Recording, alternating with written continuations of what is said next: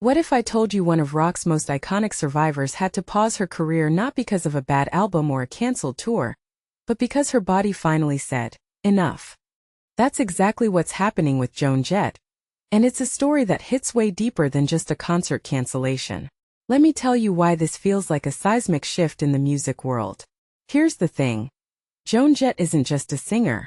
She's a cultural force. Think about it. She's the woman who turned "I love rock and roll" into a battle cry for generations. And yet, here she is 67 years old, facing a fractured vertebrae that's forcing her to step back. What's wild is how this isn't just about her health. It's about the invisible cost of being a rock star. I mean, how many of us have ever thought about the physical toll of touring nonstop for decades? It's like being a superhero who never stops fighting, only to realize the suit is falling apart.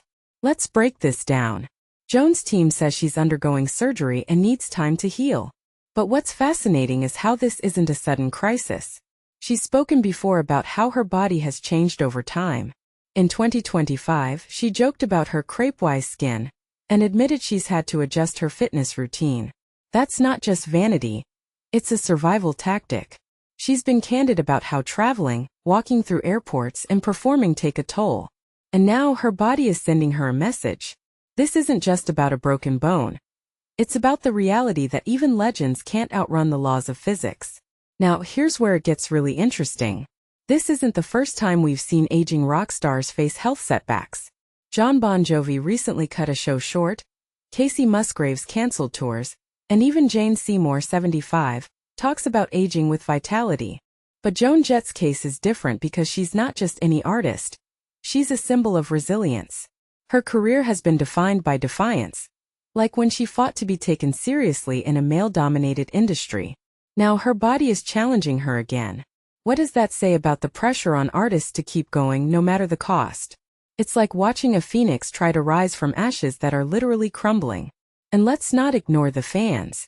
The Pacific Amphitheater in Costa Mesa is replacing her with Cheap Trick and X. That's a huge deal. Joan Jett and the Blackhearts have been a fixture on the road for decades, and this replacement feels like a temporary fix. But here's the kicker. Joan's team says she's looking forward to delivering tremendous concerts for many years to come. That's both hopeful and haunting. It's like she's acknowledging the fight isn't over, but she's also aware the clock is ticking. What if this is just the beginning of a new chapter where she has to redefine what performing means? Maybe it's not about the stage anymore, but about legacy. This whole situation makes me wonder, how many other artists are silently battling injuries or health issues while still putting on a brave face? Joan Jett's openness about her fracture could be a turning point. It might encourage others to prioritize their well-being over the relentless grind. But it also raises a question. What happens when the physical demands of a career outpace the body's ability to keep up? For Joan, it's a fracture. For others, it might be something far more serious. And yet, here she is still fighting, still inspiring, even as her body says, slow down. So what's next?